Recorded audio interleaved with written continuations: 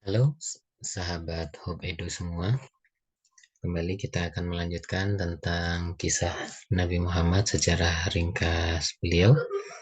Nah, pada kesempatan ini kita akan melihat Jazirah Arab sebelum Islam.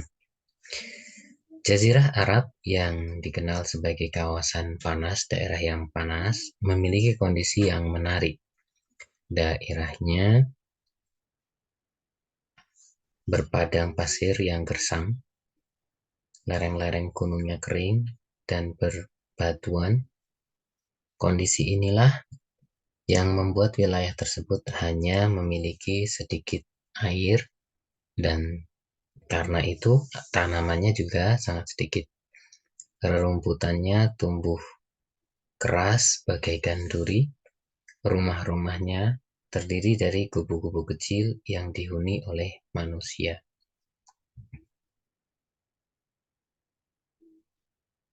Sebagian besar penduduknya menggantungkan hidupnya dengan kurma dan air yang tidak mengalir, sehingga sulit sekali untuk memenuhi kebutuhan hidup mereka.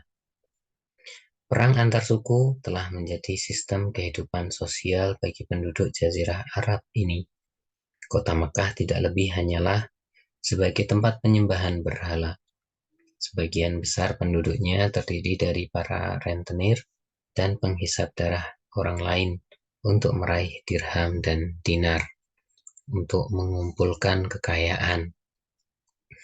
Cara hidup yang bersuku-suku, banyaknya pemerasan terhadap rakyat dan perampokan telah menyebabkan kehidupan penduduk Jazirah Arabia dalam siksaan.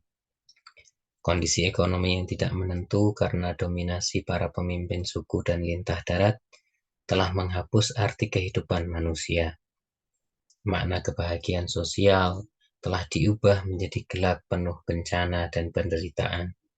Sekelompok orang kaya dan para penghisap darah yang melakukan perdagangan di Mekah hanya bermaksud mengumpulkan harta kekayaan sebanyak-banyaknya dengan cara-cara yang ilegal.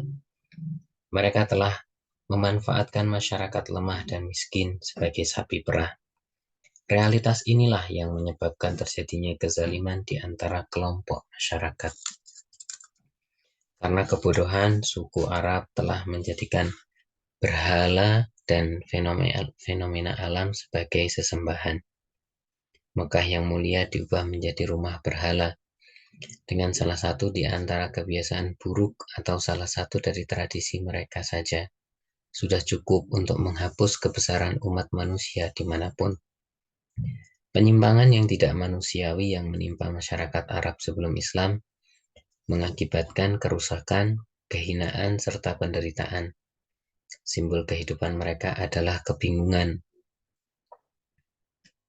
dan kebenaran ucapannya adalah pedang.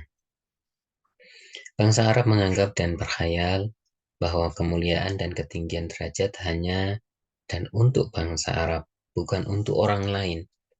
Darah Arabisme menjadi unsur tersendiri yang membuat mereka lebih terhormat daripada orang lain.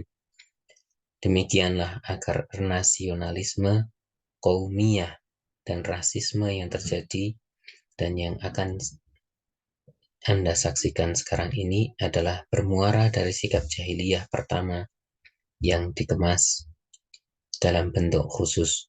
Bahkan di antara orang Arab sendiri, sikap merasa lebih mulia dari yang lain terjadi atas dasar khayalan kosong mereka. Misalnya seperti banyaknya jumlah anak dan harta kekayaan, dan dengan itulah sebuah suku bisa berbangga diri di atas suku yang lain dan manusia di atas saudaranya yang lain. Mereka menganggap membunuh dan mengalirkan darah sebagai keberanian dan kepahlawanan, menyerang dengan keji dan permusuhan, bersikap zalim dan aniaya kepada sesama, menjadi kebanggaan bagi sebagian mereka. Salah satu sikap kejam yang paling melampaui batas adalah menguburkan anak-anak perempuan mereka tanpa dosa dalam keadaan hidup-hidup. Mereka inilah kaum seperti yang diceritakan oleh Al-Quranul Karim, dan apabila seseorang dari mereka diberi kabar dengan kelahiran anak perempuan, hitamlah mukanya dan dia sangat marah. Menurut mereka, perlakuan seperti ini adalah cara untuk membersihkan diri dari rasa malu dan menyelamatkan keluarga dari kehinaan. Jika suku lain menyerang dan kemudian menawannya, inilah Amirul Mukminin mensifati kehidupan sosial bangsa Arab saat itu. Seperti dalam khutbahnya yang dimuat dalam kitab Nahjul Balaghah, wahai bangsa Arab, kalian berada dalam seburuk-buruk agama dan tinggal di tempat seburuk-buruk tempat tinggal. Kalian diam di antara batu-batu yang kasar dan ular yang mematikan. Kalian meminum air kotor dan memakan makanan yang buruk. Kalian telah mengalirkan darah dan memutus hubungan keluarga. Berhala-berhala telah kalian dirikan di tengah-tengah kehidupan kalian, dan perbuatan dosa telah menjadi bagian dari kebiasaan kalian. Demikianlah keadaan penduduk Jazirah Arab. Mereka telah hidup dalam lautan kerusakan dan kehinaan. Karena kebodohan dan ketidakpedulian, mereka berubah menjadi kelompok manusia yang kejam, mengikuti hawa nafsu dan pengangguran. Mereka hidup tanpa arti, terlibas dalam khurafat dan tahayul. Keadaan mereka adalah cerminan dari kehidupan mayoritas penduduk dunia di zaman itu. Tentunya, masyarakat yang hidup dalam kehidupan seperti ini perlu dibenahi dan dibangun dengan melakukan perubahan mendasar dan mencakup segala sisi kehidupan. Orang yang memimpin kebangkitan ini haruslah orang yang didukung dengan kekuatan langit dan dipilih oleh Allah Subhanahu wa Ta'ala, sehingga gerakannya terhindar dari unsur kepentingan pribadi dan tidak merampas hak orang lain. Dengan demikian, dia akan mampu membasmi pribadi-pribadi yang menentangnya dengan alasan at-tashfiyah atau pensucian. Benar, seorang pemimpin haruslah orang yang didukung oleh Allah dan melangkah semata-mata di jalannya, berbuat demi kebahagiaan dan kedamaian serta kemajuan masyarakat seutuhnya. Sebab pemimpin yang tidak memiliki semangat spiritual dan akhlak yang mulia, serta tidak memiliki sifat kemanusiaan dan kemuliaan, maka ia tidak akan mampu membenahi masyarakat dan menyelamatkan umat.